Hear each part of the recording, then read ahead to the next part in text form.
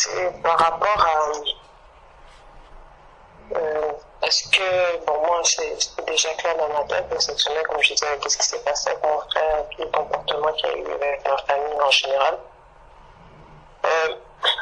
Quand, est-ce que c'est possible, parce que j'entends ça souvent et des fois ça me tique l'oreille, mais bon, faut que j'ai les passages aussi pour contredire ça. Mais quand un enfant devient chrétien, quand on passe dans Dieu du baptême et tout, et j'entends des témoignages que l'esprit a fait ça, que l'esprit agit comme ça, est-ce que c'est possible encore de... Parce que quand tu as le Saint-Esprit, comment un esprit impur peut prendre place? Moi, je le vois comme ça, mais c'est pas moi qui décide de la parole, mais quand on voit que tu es rempli de l'esprit, bon, ils peuvent avoir des influences démoniaques. Maintenant, je regarde mon propre témoignage à moi, dans les débuts de ma foi, je sais pas si j'ai reçu cet esprit avant ou après mon baptême. Je sais que j'avais la repentance avant, en tout cas. Mais c'est vrai qu'il y avait des attitudes vraiment très malsaines, je pourrais dire diaboliques. Mais est-ce que c'est de dire que vraiment il y avait un esprit qui a pris possession, je sais pas. Alors ma question pour pas faire long, c'est juste est-ce que c'est possible pour un enfant de Dieu d'être possédé? Parce que quand j'entends des délivrances, le Seigneur m'a libéré de tel démon, de tel esprit impur qui agissait dans ma vie. Moi, ça me fait un peu peur. Sincèrement, que je me dis, moi, s'il y a encore possibilité d'un démon de m'habiter encore, que m'influencer peut-être de loin, si ça existe, de loin, ou que le Seigneur, pas le Seigneur, mais le diable m'ait pensé dans mon cœur, comme la parole de Dieu, on a lu tout à l'heure, et que j'oubliais ces paroles-là, bon, je ne veux pas dire que c'est un démon, je dis que c'est moi qui a juste fléchi devant le péché. Mais en tout cas, je trouve ça un peu effrayant quand j'entends ça, des gens qui j'ai eu une délivrance, ou tel démon est sorti, on est allé à une retraite de prière, je me dis, mais ça, le démon est sorti, si je n'avais pas le Saint-Esprit, je ne sais pas. Alors, c'est juste que je voulais avoir un éclaircissement par rapport à ça, sur la base aussi, bien sûr, de la parole, pas de mes raisonnements. Amen. Amen.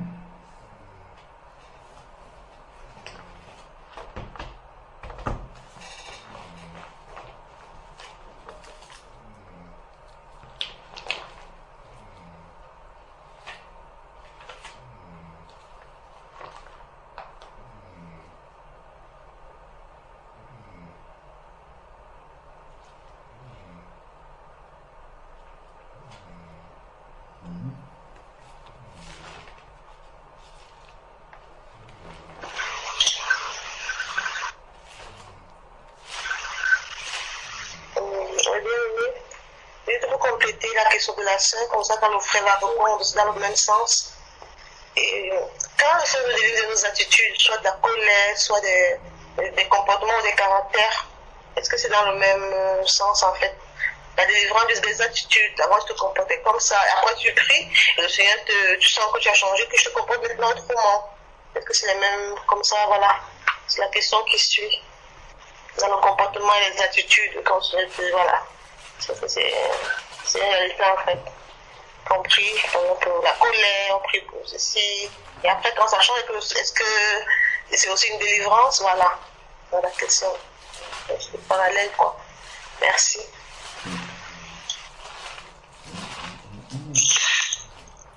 Moi, par rapport à ça, juste de partager le verset que j'ai envoyé sur le forum. Donc, 1 Corinthiens 3, verset 16, il dit: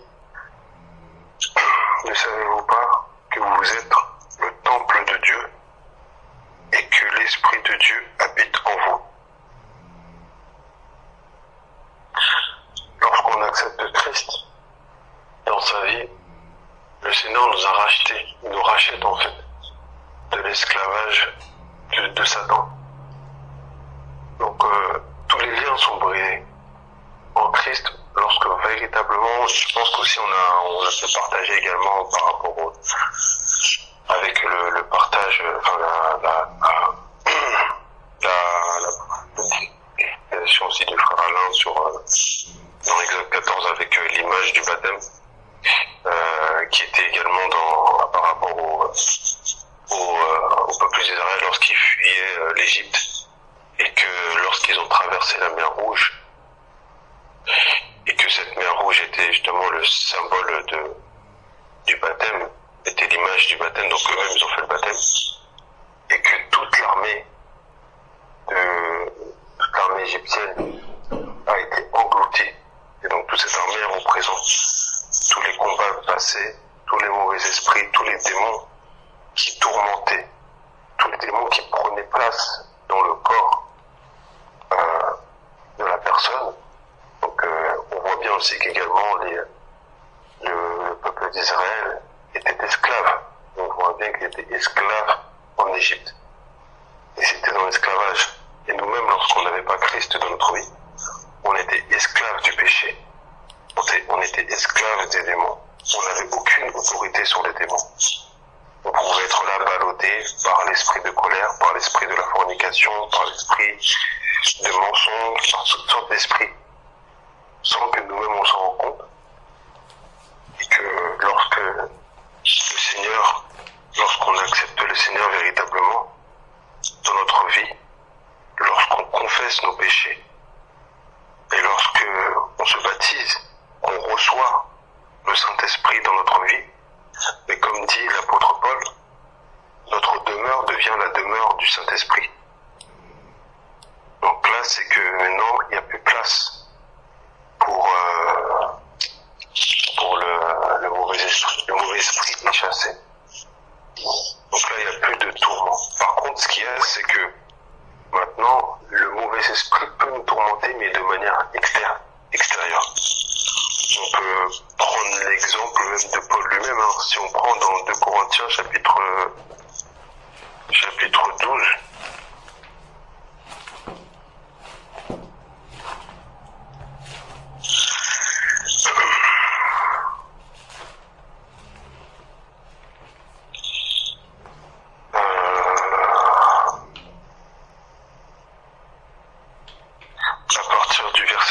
il dit, mais de peur que je ne m'élève à cause de l'excellence de cette révélation, il m'a été mis une écharpe dans ma chair. Un ange de Satan me frappe afin que je ne m'élève pas. C'est pourquoi 3 fois j'ai prié, le Seigneur m'éloignait de moi. Donc, bon là après ça c'est le Seigneur en fait qui a permis. Mais là ce verset-là il ne dit pas, parce que souvent aussi il a un peu pris amalgame en fait, il dit est-ce que Paul a été possédé? Non, là c'est pas qu'il est possédé, c'est que on sait que l'ennemi, les démons, l'ennemi comme dit, il est comparé comme un lion rugissant cherchant sa proie qui dévore. Donc il est là, il est autour, il est à la porte, il nous tourmente, il peut nous tourmenter, nous tirailler dans la vie de tous les jours, à travers nos collègues, déjà notre propre chair, il active les désirs, il peut activer les désirs de notre chair. Tout à l'heure on a parlé de ce qui était dans notre cœur, on a parlé des nations que le Seigneur avait détruit, avait livré par interdit. Donc toutes ces choses-là, lorsqu'on parle de livrer par interdit, c'est que toutes ces choses, lorsqu'on accepte véritablement Christ, elles sont éradiquées. Et toute racine en fait. Maintenant ce qu'il y a, c'est qu'il y a d'autres choses qui peuvent venir. Et là après c'est à nous maintenant, lorsqu'on reçoit Christ, le Seigneur nous donne l'autorité justement, non seulement sur le péché, mais également sur les démons. C'est-à-dire que là, le démon il est là, on a l'autorité de Christ pour le chasser. Il a dit, comme tout à l'heure j'ai mis également sur le partage, je crois que c'était dans Jacques chapitre 4, il dit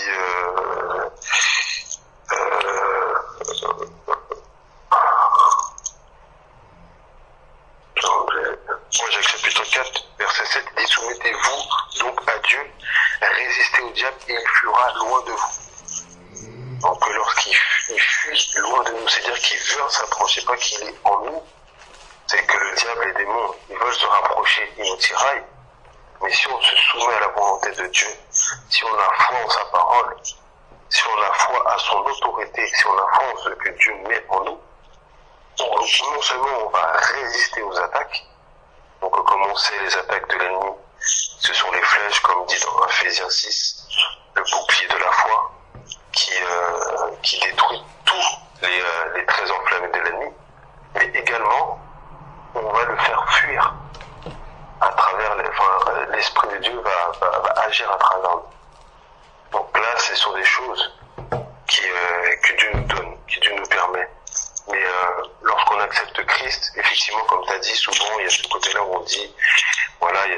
possession, pour moi honnêtement, une personne qui est possédée, c'est qu'elle n'a pas véritablement accepté sa conversion, elle n'a pas été complète. Parce que lorsque tu acceptes véritablement Christ, le Seigneur, il a tout accompli à la croix. À la croix, et tous les désirs, tous les démons, toutes les choses, il nous a rachetés. Donc on n'est plus esclave, on n'est plus possédé, et notre corps est devenu un temple, et le temple saint, le temple du Saint-Esprit. Donc là maintenant, après on est là, on est homme, et là il y a la chair qui est là. Il y a la chair, et il y a les démons qui sont autour. Et comme il dit à un moment, il parle de ça dans... Attendez, je vais prendre ça. Parce que du coup, c'est par rapport à la sœur, elle a également parlé de...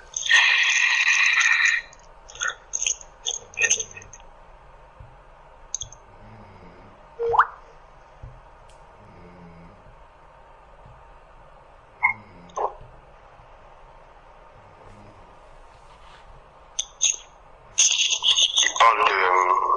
Justement, après, il y a un travail sur ça, c'est...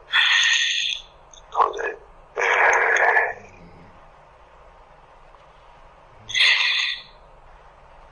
C'est que déjà de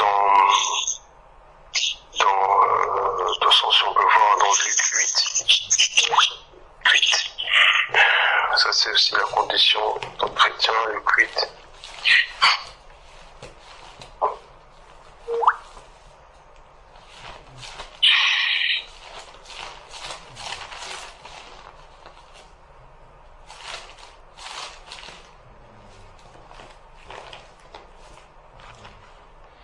Non, pas Luc.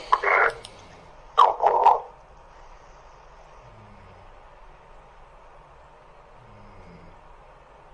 C'est Luc, écoute, autant pour moi, Luc 9, verset 23, que tout le monde connaît.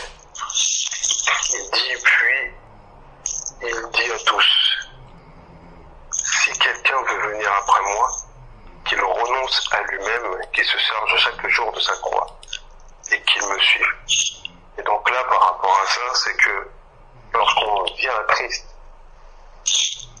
il y a chaque jour un travail à faire. Et c'est le renoncement à soi-même, c'est le renoncement au désir de la chair, c'est le renoncement à l'orgueil, c'est le renoncement à toutes les choses qui peuvent venir après. Et c'est là qu'après, il y a un travail qui est quotidien, où là, on remporte des victoires jusqu'à un moment où toutes ces choses-là ne sont plus. Là, c'est pas des cas de possession, mais pour moi, c'est le cas vraiment de la chair, en fait, qui agit, que si elle n'est pas brisée, parce que c'est vraiment le Seigneur de briser. Il nous demande de nous dépouiller, en fait, de se dépouiller du vieil homme. Donc, vraiment de se dépouiller du vieil homme, et ça, c'est quelque chose qui doit se faire chaque jour, parce que l'ennemi, il est têtu, et il va toujours chercher à occasionner de nouveaux ennemis. Et de nouveaux ennemis vont se présenter devant nous dans notre marche chrétienne. Mais ce qui est dans le cas de possession, lorsque un chrétien, pour moi en tout cas, il ne peut pas être possédé. C'est parce qu'il a été racheté. Bien au contraire. Donc du coup, il n'est plus sous la domination du diable. Et donc du coup, on n'est plus esclave du péché. Maintenant, on a l'autorité sur le péché, on a l'autorité sur les démons. Et c'est pour ça que même sous chrétien, justement, lorsqu'il dit dans Marc 16, qui dit voici les miracles qui accompagneront ceux qui auront cru, en demeurant, ils chasseront les démons.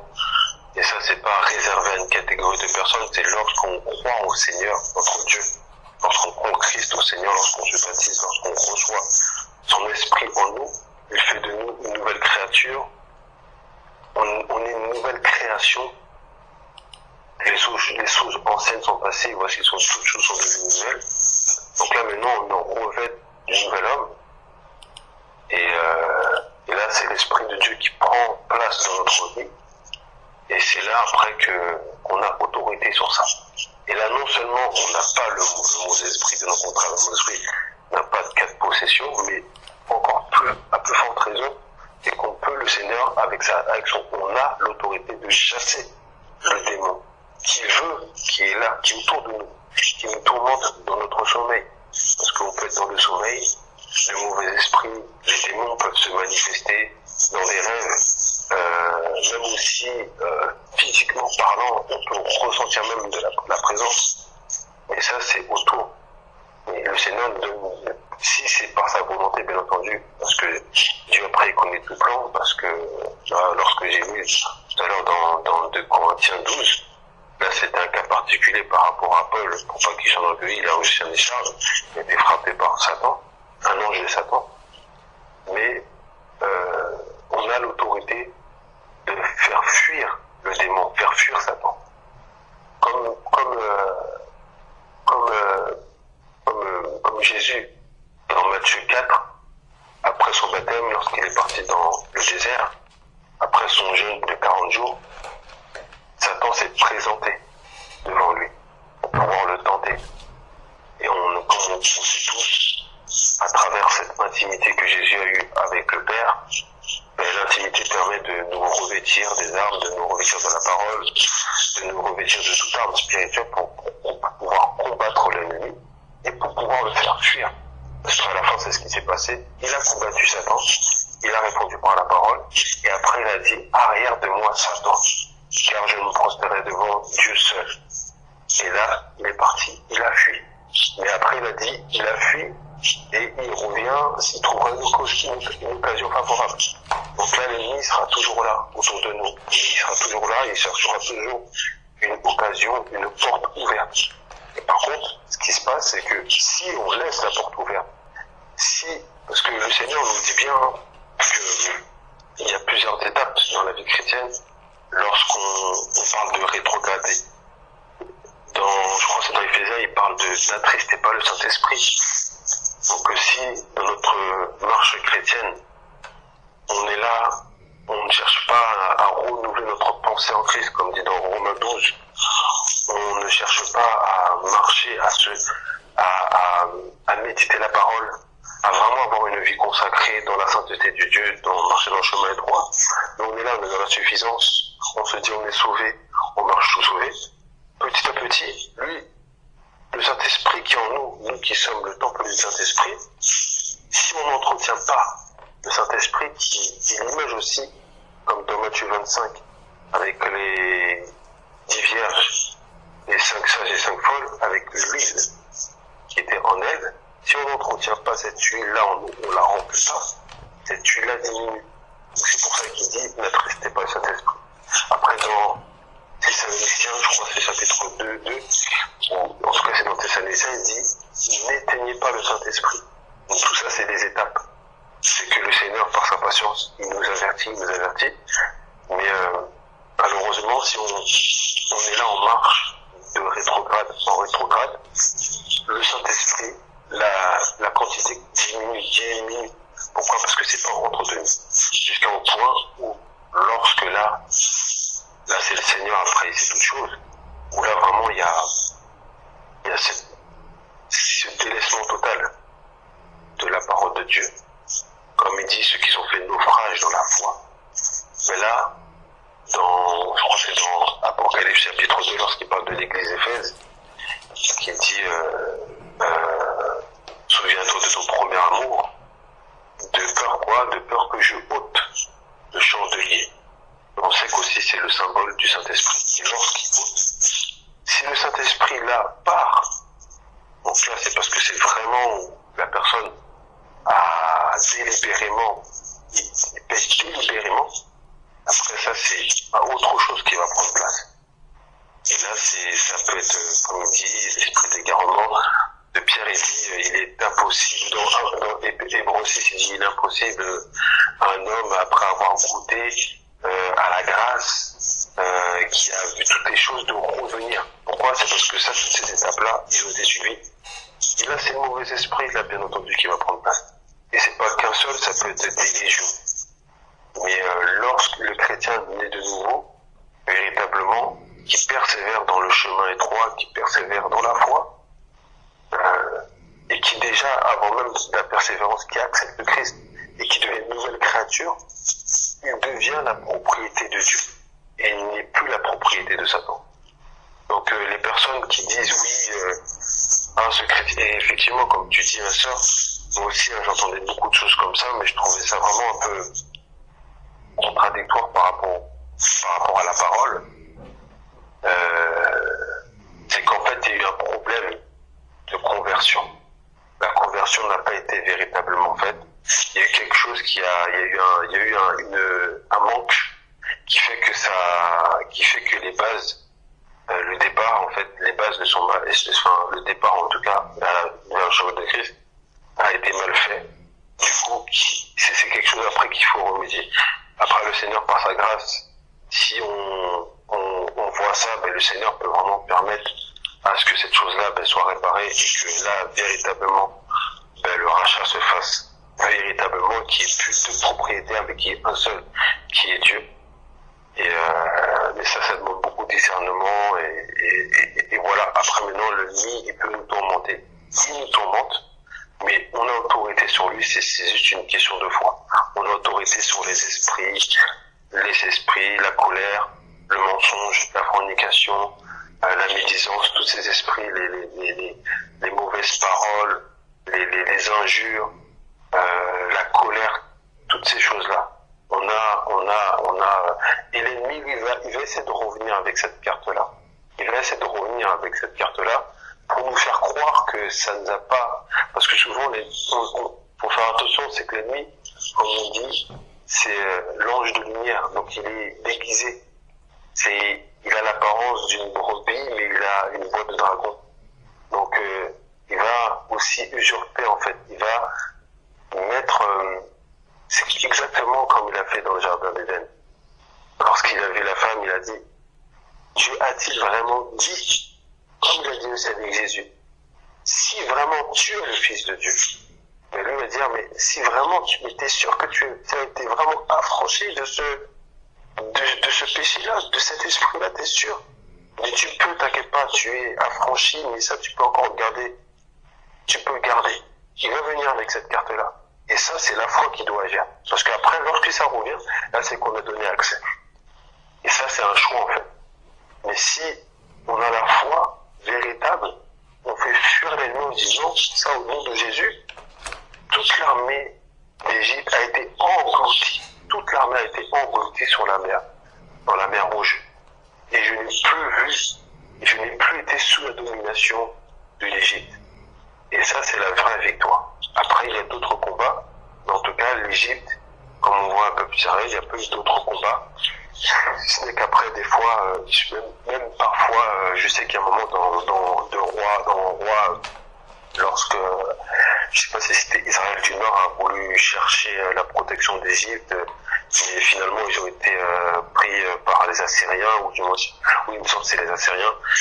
Donc voilà quoi. Mais en tout cas, selon moi, en tout cas, c'est selon la parole telle que je comprends, c'est que en tant que chrétien, nous sommes le temple du Saint-Esprit. Paul a dit, ne savez-vous pas? Effectivement, si on ne le sait pas, si on n'a pas foi en ça, effectivement, après Satan, lui va jouer sur cette carte-là. Mais il faut le savoir, il faut avoir la foi. Il faut méditer la parole pour comprendre son identité en Christ. Parce qu'il y a beaucoup de chrétiens qui n'ont pas cette conscience de leur identité en Christ. Ils n'ont pas conscience qu'ils ont l'autorité sur ces choses-là. Et c'est l'ennemi qui leur fait croire qu'ils sont encore esclaves. Et ça, c'est des ruses de l'ennemi. Alors qu'en fait, ce n'est pas le cas. Le Seigneur, il a payé notre dette à la croix. Et beaucoup de gens ne croient pas ça. Beaucoup de gens remettent en question le sacrifice. Sans se rendre compte, mais ils remettent en question le sacrifice à la croix de Jésus. Ah, Seigneur, il s'est sacrifié pour une partie et pas pour une autre. Alors qu'il a dit, tout est accompli. Après, c'est vraiment une question de foi. C'est vraiment de prendre conscience. C'est vraiment de prendre conscience. Donc voilà, que le Seigneur vous bénisse. Amen. Amen. Amen.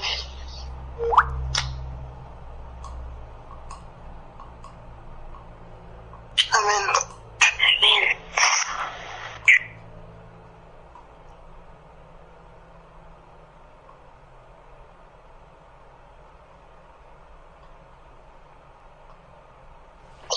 aussi, je pense que ça aussi, c'est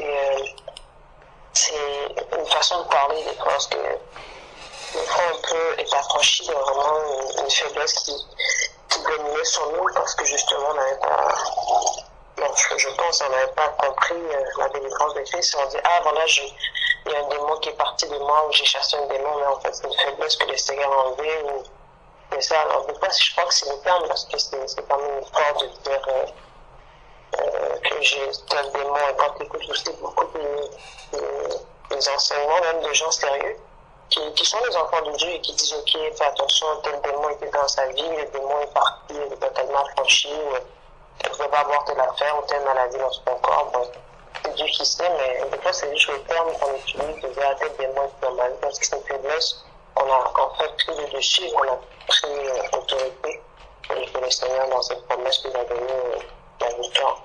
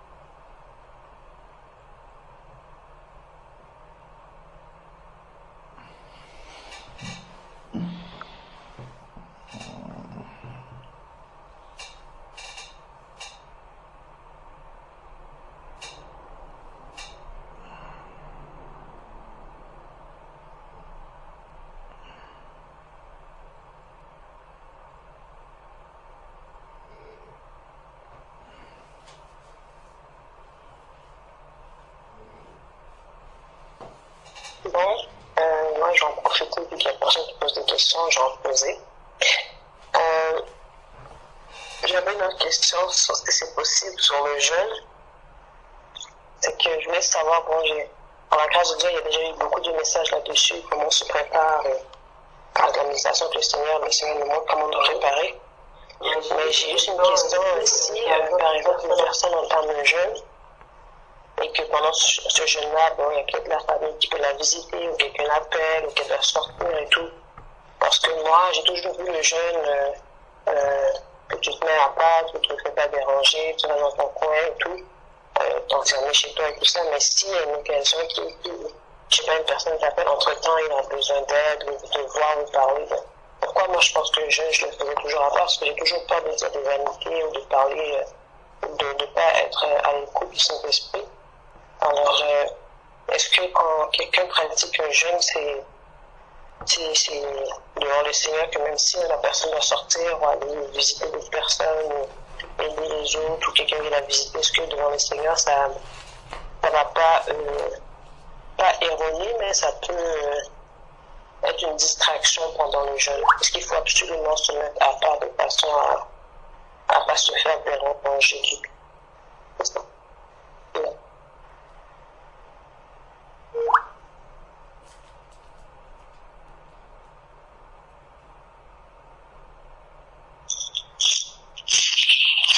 Gloire à Dieu, ma sœur, bon, comme il a dit le frère Gabin, c'est exactement le même partage par hier avec des frères.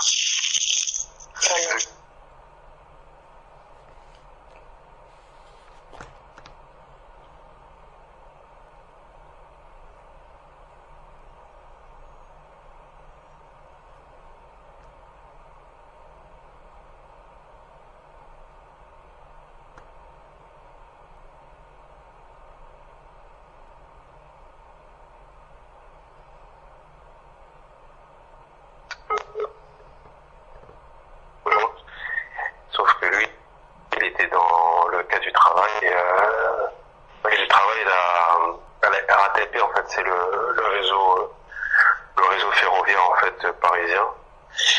Et du coup, lui, il estimait, en fait, lui, il dit pour lui, il n'arrivait pas à jeûner pendant le travail.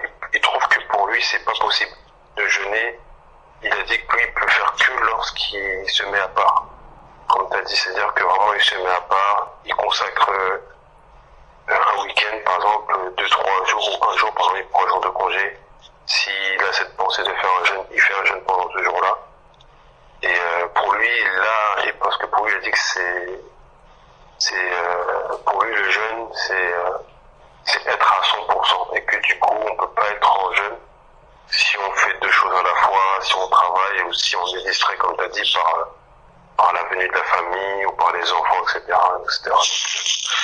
Après, moi, c'est vrai que moi, comme j'avais dit, personnellement, c'est le verset que j'ai partagé, c'est dans Matthieu 6. Moi, pour moi, je pense que le jeûne, ça permet aussi également de mettre à l'épreuve notre consécration, notre intimité avec Christ, qui dit dans Matthieu 6, 16, il dit, quand vous jeûnez, ne prenez pas un air triste comme font les hypocrites, car ils se défigurent le visage afin de montrer aux gens qu'ils jeûnent.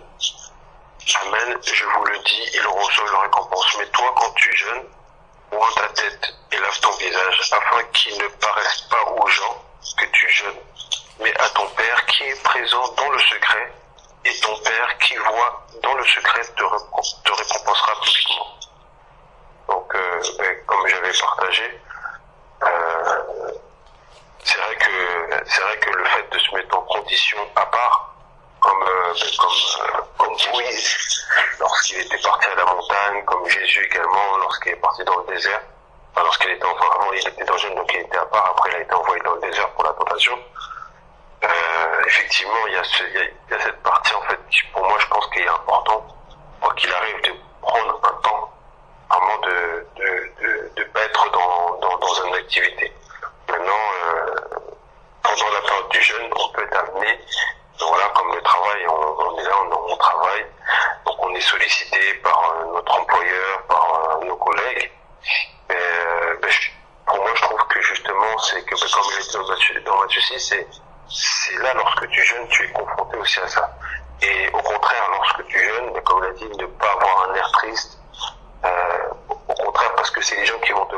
guillemets, comme si de rien n'était en fait. Les gens vont te dire, mais pourtant, intérieurement, tu es en consécration. Et aussi, ça permet aussi également de mettre en lumière toutes les choses en fait. Le Seigneur va mettre en lumière à travers l'intimité qu'on a avec Christ, mettre en lumière les choses qui sont soit inutiles, par exemple des conversations vaines, des réactions qui ne devraient pas l'être, etc. Mais c'est pendant cette période-là, au moment même, je trouve que c'est ça qui te confronte en fait. Parce que lui, l'ennemi, il va t'attaquer à ce niveau-là. Donc tu reçois des gens à la maison, effectivement, tu vas vaquer à des choses, tu vas t'occuper d'eux, tu vas les servir, ou X, Y. Mais les conversations, tout ça, en fait, mais du coup, le jeune, Dieu va automatiquement interpeller. En fait, du coup, comme on est consciemment, parce que bon, c'est vrai que normalement, dans la pratique, en tant que chrétien, on devrait toujours être connecté, toujours dans la présence de Dieu. Non, voilà, le jeûne, c'est des choses qu'on met en place, mais c'est quelque chose qui doit être régulier parce que ça nous permet de toujours être constamment dans l'intimité de Christ. Ça permet également de mettre, de nous faire violence sur les choses, sur les mots qu'on peut prononcer, sur les réactions qu'on peut voir. Et donc, du coup, le fait qu'on est confronté à ça, c'est ça, en fait, qui a encore plus de poids, en fait. Parce qu'en fait, il y a la théorie où on est dans le secret avec le Seigneur, on se met à part. Effectivement, comme disait le frère, on peut être attaqué, bien entendu, l'ennemi peut nous attaquer dans la pensée, même dans ce moment-là où on se reclus au loin, mais on voit bien Jésus, Jésus il était dans ce coin reclus, mais cela n'a pas empêché qu'il a été emmené dans l'esprit, dans le désert, et il fut tenté. Maintenant, c'est vrai qu'il y a aussi le cas pratique, les tentations, les choses pas pratiques, les personnes qu'on côtoie tous les jours, les gens, comme il dit dans Matthieu 6, c'est là en fait qu'il y a aussi le cas pratique qu'on vit, mettre en pratique ce qu'on vit à l'instant même. Et c'est ça qui est encore plus, qui met encore plus un brisement dans la chair, parce que on voit à la fois les choses où on se rend compte, ah ouais, en fait, je me rendais compte que je participe à des discussions vaines, où je me rends compte que j'ai parlé comme ça à mon père ou à ma mère, où je me rends compte que, enfin, il y a toutes choses que le Seigneur va mettre en lumière, va faire ce dépouillement à ce moment-là même. Et c'est ça, en fait, du coup, parce qu'en fait, et ça, sans pour autant le montrer, parce que, effectivement, lorsqu'on montre, elle a bien dit, on va pas montrer, oui, j'ai jeune, t'as un aspect triste, tu es tout, t'es démoralisé, ton corps il souffre, les gens ils voient que t'es pas bien. Non, au contraire, comme le verset dit, lorsque tu jeûnes, tu laves ton visage, tu te roins, il faut que les gens ils voient, et toi que tu ne paraisses pas aux gens que tu jeûnes.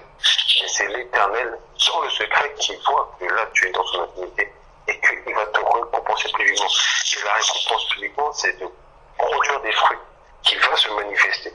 Et non pas l'apparence, mais la production de fruits qui va se voir. Et là, les gens, ils vont voir, ah, c'est bizarre. J'avais l'habitude de voir que tu réponds comme ça, ou du moins, et en plus, c'est quelque chose qui, non seulement pendant le jeûne, mais même après, parce que le but du jeûne, ce n'est pas comme ça peut être dans les jeûnes, par exemple, les jeûnes musulmans, où pendant cette période-là, on sait on peut les... Moi, je m'en souviens à l'époque, dès que j'étais plus jeune, c'était, voilà, je voyais vraiment cette hypocrisie, entre guillemets, dans un sens où, pendant ce laps de temps de la journée, ils pouvaient ni insulter, ni ceci, ni cela, mais lorsque l'heure revenait, automatiquement, les chevaux étaient lâchés, on pouvait prendre sa cigarette, on pouvait faire des excès de table, on pouvait faire tout ce qu'on pouvait, se livrer à toutes sortes de choses. Mais lui, le Seigneur, le jeûne, c'est pas ce jeûne-là dont il attend, c'est produire des fruits, mais c'est produire du fruit dans la continuité de vie. Et c'est produire des fruits, non seulement à l'instant T, dans le moment même, mais qui également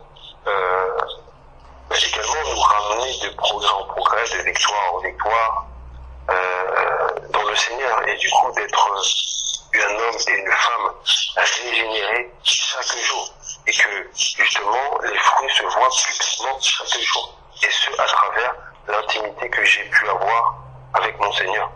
Et c'est ça qui permet vraiment de nous de grandir, quoi. Donc du coup, il y a la partie, comme tu as dit, la partie, pour moi, cette partie-là est très importante également, s'il y a la possibilité de se mettre à part. Parce que si par exemple dans le travail on est là, moi je sais que voilà, je pourrais avoir la possibilité d'avoir une salle, mais je pourrais me mettre à part. C'est-à-dire que je ne mangeais pas avec mes collègues, j'avais aucune lien avec mes collègues à ce moment-là. J'étais à part avec le Seigneur, j'étais en prière, voilà, en louange avec le Seigneur. Et même aussi après, dans la journée, le soir, ou même une journée entière, le samedi, le week-end, d'être totalement consacré au Seigneur. Parce que là, du coup, là, j'ai le temps, j'ai pas la contrainte du temps du travail. Après, maintenant, si je reçois des gens, si j'ai la possibilité, s'il n'y a pas le choix, je vais les recevoir comme lorsque j'ai du travail, j'ai pas le choix. J'ai pas le choix parce que sinon, c'est, comme je disais avec le frère, c'est-à-dire que, du coup, c'est quelque chose qui est trop limité parce que, c'est rare, en fait, de se dire que, à part, après, c'est possible, hein, de ne pas travailler, de ne pas avoir de contraintes de travail.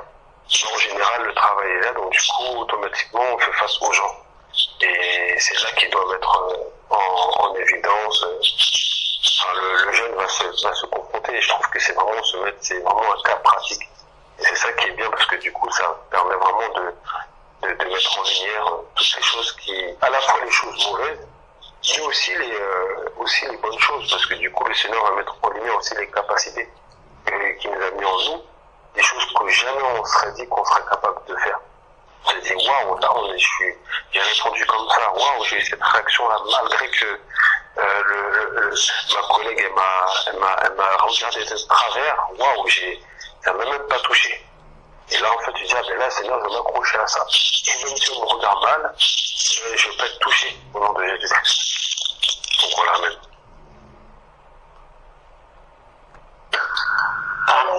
Amen. Si je peux ajouter quelque chose par rapport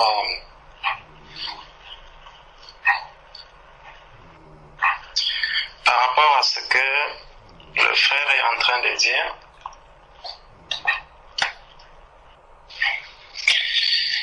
La parole de Dieu nous dit dans Jean 4 au verset 24,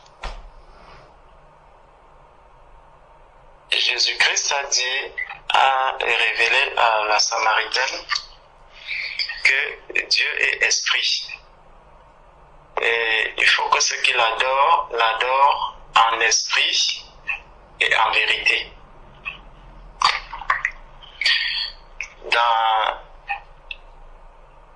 Et le Seigneur le révèle encore à l'apôtre Paul lorsqu'il s'adresse aux Colossiens, dans Colossiens 1 au verset 13, où il lui dit, du verset 12 au verset 13, il dit, rendez grâce au Père qui vous a rendu capable d'avoir part à l'héritage des saints, dans la lumière qui nous a délivrés de la puissance des ténèbres et nous a transportés dans le royaume du Fils de son amour. Donc, ça, c'est deux révélations qui ont été faites à l'Église, que désormais, les saints adorent le Père en esprit.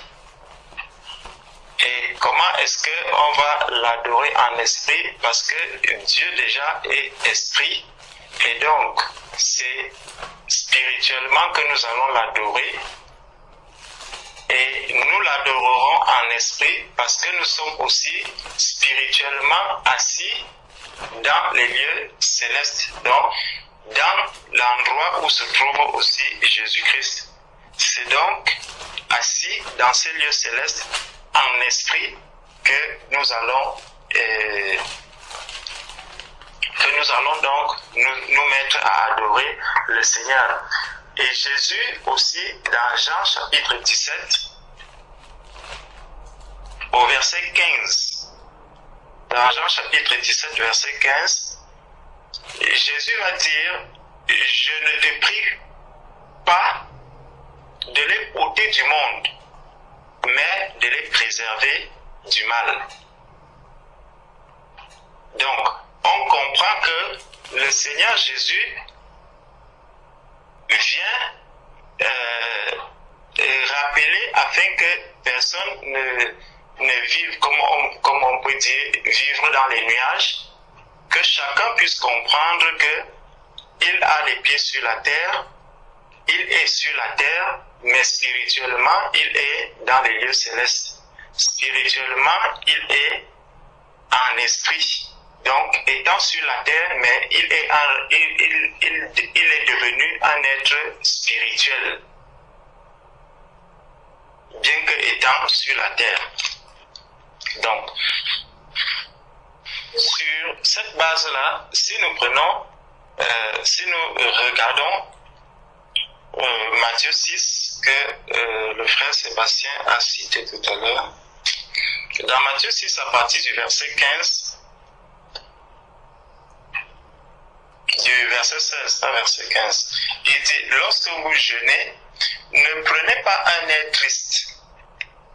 Lorsque vous jeûnez, ne prenez pas un air triste. La question qu'on peut se poser, qui verra que mon air est triste ou qu'il n'est pas triste si je vais m'enfermer dans la chambre tout seul?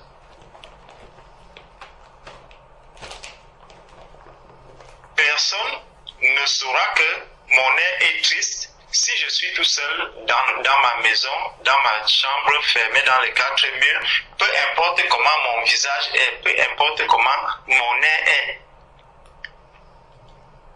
Mais par contre, lorsque j'enferme même la porte, les gens qui sont tout autour de moi vont se poser des questions. Mais pourquoi est-ce qu'il ne veut pas sortir? Mais pourquoi est-ce que depuis 3 jours, il ne sort pas, on ne le voit pas à l'extérieur? Donc ça, déjà, ça va attirer l'attention des autres. Parce que justement, le fait de ne pas avoir un air triste, c'est justement pour que ceux qui ne sont pas du monde spirituel dans lequel tu te trouves, que cela ne vienne pas impacter peut-être le fonctionnement de leur vie. Donc, si je travaillais quelque part, j'avais l'habitude de parler avec mes collègues, j'avais l'habitude de dire bonjour à mes collègues, j'arrive maintenant parce que je suis dans le jeûne, je change totalement ou radicalement ma manière d'être avec tous mes collègues. Forcément, ils vont me demander déjà, mais pourquoi est-ce que tu as changé? Pourquoi tu es comme ça? Pourquoi tu es comme ci? Donc, toutes ces questions-là, et le malin peut même profiter de ce moment, peut-être pour m'amener, puisque je ne vais pas leur dire, ah, je suis en train de jeûner, je vais plutôt chercher un moyen pour esquiver la réponse, et ça devient la ruse. Ça devient la ruse. Donc, le Seigneur nous dit, lorsque vous jeûnez, ne prenez pas un air triste, comme les hypocrites qui se rendent le visage tout défait. Le visage tout défait pour montrer aux hommes qu'ils jeûnent. Le visage tout défait pour montrer aux hommes qu'ils jeûnent. On peut se poser la question de savoir quand est-ce que le visage de quelqu'un est souvent défait. Le visage de quelqu'un est généralement défait quand il sort d'un profond sommeil.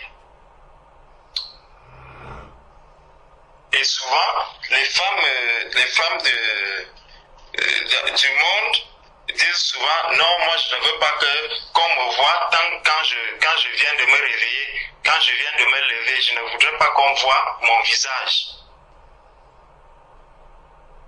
Donc ça veut dire que je suis en train de cacher quelque chose dont j'ai honte en fait, parce que si elle cache ce visage dès au sortir du lit, c'est parce qu'elle estime que c'est quelque chose qu'elle n'aimerait pas présenter aux autres. Donc ça, c'est un sujet de honte pour elle. Pour paraître apparaître donc à l'extérieur, qu'est-ce qu'elle va faire? Elle va d'abord chercher à laver le visage, nettoyer le visage, et puis donc pouvoir apparaître là où il y a des gens. Mais pourtant, c'est à cela que le Seigneur compare quelqu'un qui est dans le jeûne et qui justement va se couper de tous ceux qui sont à l'extérieur. Donc si je peux le faire de manière... bon, il peut arriver que je sois vraiment appelé à me retirer comme ça pour jeûner. Mais si tu jeûnes, si tu es quelqu'un qui jeûne régulièrement, imagine-toi, tu es en train de travailler et tu te dis, bon, toutes les semaines, je vais jeûner tel et tel jour. Ça veut dire que tous ces jours-là, déjà, d'office, tu devrais les poser et dire, je ne vais pas travailler aujourd'hui. Si tu es donc quelqu'un qui travaille à plein temps, ça te fait déjà des jours, bon, au départ, on va commencer par te dire, bon, c'est les jours sans solde, oui, mais après un moment, ça sera le licenciement. Bon, est-ce que c'est donc Dieu qui t'a conduit dans ce licenciement? Donc, on voit que le Seigneur nous dit, ne soyez pas comme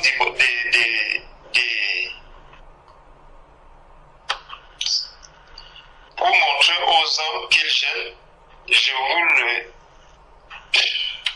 qui se rend le visage tout défait, pour montrer aux hommes qu'ils jeûnent. Donc, ils veulent montrer aux hommes qu'ils jeûnent. Je vous le dis, en vérité, ils reçoivent leur récompense. Mais quand vous jeûnez, parfume ta tête et lave ton visage. Donc, je dois, dans le jeûne, me mettre dans une posture qui me donne vraiment de me réjouir dans le jeûne où je suis. Donc, le parfum, quand quelqu'un se parfume, c'est parce qu'il veut être présentable, c'est parce que c'est un signe de quelqu'un qui va bien. C'est un signe de quelqu'un qui va bien. Parce que quelqu'un qui est, par exemple, en deuil, quelqu'un qui est en train de pleurer, quelqu'un, tu vas lui dire, mais va te parfumer. Le parfum est la dernière chose à laquelle il peut penser. Mais par contre, quelqu'un qui, bon, se porte bien, quelqu'un qui se lève, il se prépare, il dit je vais au travail, il va mettre un parfum sur lui, sortir et s'en aller. Donc, mais quand tu jeûnes, parfume ta tête et lave ton visage, afin de ne pas montrer aux hommes que tu jeûnes. Voilà. Mais à ton Père qui est là, dans le lieu secret. Donc, à ton Père qui est là. Donc, puisque vous êtes spirituel, tu es assis dans les lieux célestes de manière spirituelle, et ton Père aussi, que tu adores, il est esprit. Donc, tous les deux, vous êtes en relation permanente, vous êtes en relation directe. Donc, spirituellement, cette relation-là est établie. Mais maintenant, tous ceux qui sont autour de toi, il y a une distance. Il y a une distance qui existe. Mais à ton Père qui est dans les lieux secrets, et ton Père qui voit dans le secret te le rendra. Donc, si on revient encore dans Ésaïe 58, dans Ésaïe 58, il est dit, bon, Ésaïe 58 parle du jeûne également. Bon, si nous prenons à partir du verset 4,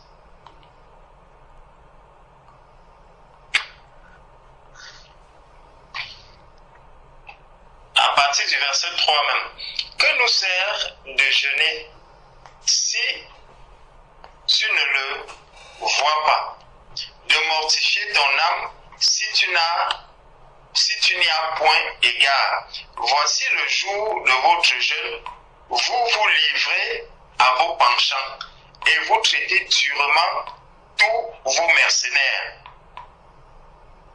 Donc, vous voyez que déjà ici, il vient mettre la notion du traitement, donc la relation avec mon prochain. Donc, si d'habitude j'arrivais à un endroit et que je n'étais pas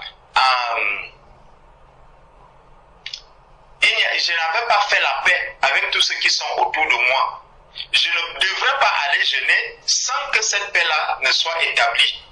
Ça veut dire si je n'ai même pas l'habitude d'être, comme on peut dire, quelqu'un qui est au service des autres, pendant le moment du jeûne, je dois me mettre véritablement au service des autres. Parce qu'il dit ici, tu traites durement ton mercenaire, donc tous vos mercenaires, les mercenaires qui sont autour de toi, si tu les traites durement, donc ça veut dire qu'il y a un traitement. Le Seigneur sait que pendant le moment de jeûne, il y aura des rapports entre humains, entre les hommes. Il y aura des rapports entre la personne qui est dans le jeûne devra avoir avec ceux qui sont autour de lui. Et donc, dans le traitement que j'accorde à ceux qui sont autour de moi, spirituellement, il devrait avoir quelque chose de fort qui va se manifester. Donc, comment est-ce que je vais traiter le mercenaire, qui est les mercenaires qui sont autour de moi? Voici vous jeûnez pour disputer et vous quereller. Donc, on comprend qu'effectivement, il y a toujours des personnes. Parce que si le Seigneur met du doigt le fait que pendant le jeûne, les gens se querellent, les gens se disputent, c'est parce qu'il y a des personnes, vous n'allez pas vous quereller tout seul. Vous n'allez pas vous disputer tout seul. Donc, il y a bien des personnes. Et le Seigneur dit donc que, au lieu de passer, d'être dans le jeûne, pendant le moment de jeûne, une manière de dire évite les querelles, évite les disputes. Mais comment est-ce que tu vas éviter des disputes? Comment tu vas éviter des querelles? Est-ce en te retirant tout seul dans la chambre? Oui, c'est une possibilité. Mais ce serait une fuite. Ça veut dire que tu fuis tous ceux qui sont autour de toi. Comment je vais éviter ces querelles et éviter ces disputes? C'est en appliquant justement la parole de Dieu. Ou quelqu'un qui viendra pour te chercher des querelles, toi tu vas lui répondre par une parole douce. Quelqu'un qui viendra de manière méchante, il faudrait que toi tu répliques par la sagesse de Dieu.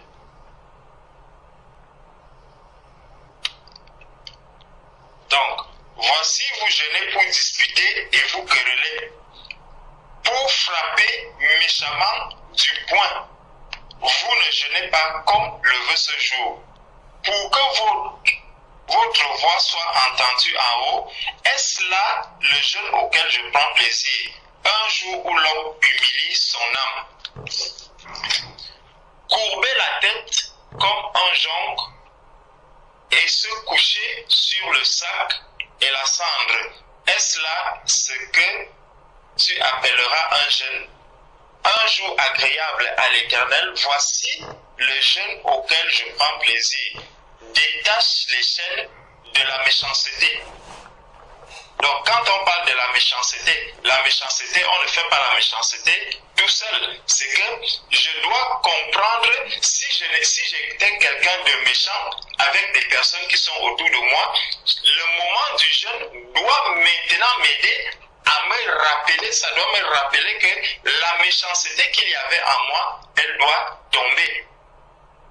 Et ce n'est pas tout seul que je verrai que effectivement cette méchanceté-là n'existe plus ou que je suis en train vraiment de mettre en application ce que le Seigneur attend de moi. C'est en vivant cette parole. Donc c'est vraiment dans la pratique que je saurais que le Seigneur a permis que je puisse saluer tel collègue que je ne saluais plus depuis des mois, telle personne à qui je ne disais plus bonjour depuis des mois. Le Seigneur a permis que je puisse lui dire bonjour. Donc, voici les chaînes auxquelles je prends plaisir. Détache les chaînes de la méchanceté. Dénoue les liens de la servitude. Renvoie libre les opprimés. Et que l'on rompe toute espèce de joug. Partage ton pain avec celui qui a faim. Donc on voit qu'il y a toujours la notion de mon prochain, mon prochain, mon prochain. Et ça, le Seigneur nous a dit déjà dans les 2 premiers commandements où il dit, tu aimeras l'Éternel ton Dieu de tout ton corps, de toute ton âme, de toute ton âme et de toute ta pensée. Le deuxième qui vient, c'est tu aimeras ton prochain comme toi-même. Donc, lorsque je rentre dans cette intimité forte avec le Seigneur, mon amour vis-à-vis de mon prochain aussi doit être de plus en plus fort. Et c'est là que le jeûne prend tout son sens. C'est que en même temps, je rentre dans l'intimité avec le Seigneur, je rentre dans cette relation forte avec le Seigneur. En même temps, je dois rentrer dans une relation forte avec tous ceux qui sont autour de moi, avec mon prochain. Donc, je ne vais pas dire, je me coupe de mon prochain et je me relie seulement à Dieu. Non. Ça veut dire que quelque part, j'ai fait le travail à moitié. Donc, partage ton pain avec celui qui a faim et fais entrer dans ta maison les malheureux sans asile. Tu vois? Donc, pendant le moment du jeûne, justement, plutôt que de fermer la porte, c'est plutôt les malheureux sans asile qui doivent entrer dans ta maison. Donc, on comprend que c'est encore une manière de rentrer en contact avec des personnes.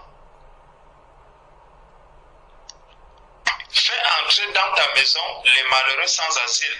Si tu vois un homme nu, couvre-le et ne te détourne pas de ton semblable.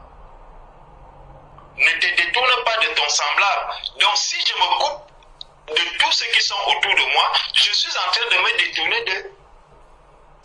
Si j'ai mon frère ou ma soeur dans la chair que je dois aider, je dis ah non, aujourd'hui je vais prendre un jour de jeûne. Non, je ne vais pas aller lui donner la nourriture dont il avait besoin aujourd'hui. Il va attendre, il ne mourra pas de faim. Non, je ne suis pas en train de faire ce que le Seigneur attend de moi pendant ce moment de jeûne. Mais par contre, je dois justement avoir le pouvoir sur les querelles, le pouvoir sur les disputes qui sont vaines, de sorte que pendant le moment de jeûne que j'évite, je vais rencontrer des personnes, mais si je vois qu'on est en train de vouloir me conduire dans des disputes, dans des causeries qui n'ont pas de sens, des causeries qui n'édifient pas, je dois vite me ressaisir et sortir de là rapidement. Donc je dois demeurer dans l'esprit. Je ne dois pas basculer dans la chair. Ça veut dire que c'est un moment pendant lequel je dois donc être de plus en plus en éveil. En éveil où je ne laisserai pas les choses me surprendre. Mais je vais, étant déjà bien prêt, que peu importe ce qui va se passer, puisque je sais que je suis dans l'esprit, je suis en train d'accomplir une adoration spirituelle à Dieu. Je suis en train d'adorer mon Dieu dans le jeûne. Puisque je suis dans cette position-là, je ne laisserai pas mon adoration perturbée par quoi que ce soit. Donc, il dit, et ne te détourne pas de ton semblable, alors ta lumière poindra comme l'aurore, et ta guérison germera promptement, ta justice marchera devant toi, et la gloire de l'Éternel t'accompagnera. Alors tu appelleras, et l'Éternel répondra. Tu crieras, et il dira, me voici. Si tu éloignes du milieu de toi le joug, les gestes menaçants et les discours injurieux, si tu donnes ta propre subsistance à celui qui a faim, donc il revient encore, il rappelle encore tout ce qui a été dit en disant que alors tu appelleras l'Éternel Alors tu appelleras et l'Éternel répondra. Tu crieras et il dira, me voici.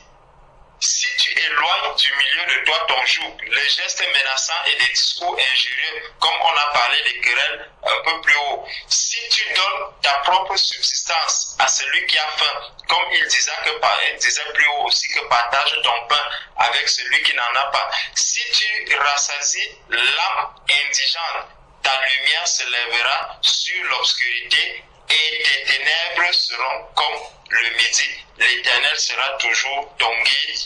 Il rassasiera ton âme dans les lieux arides et il redonnera de la vigueur à tes membres.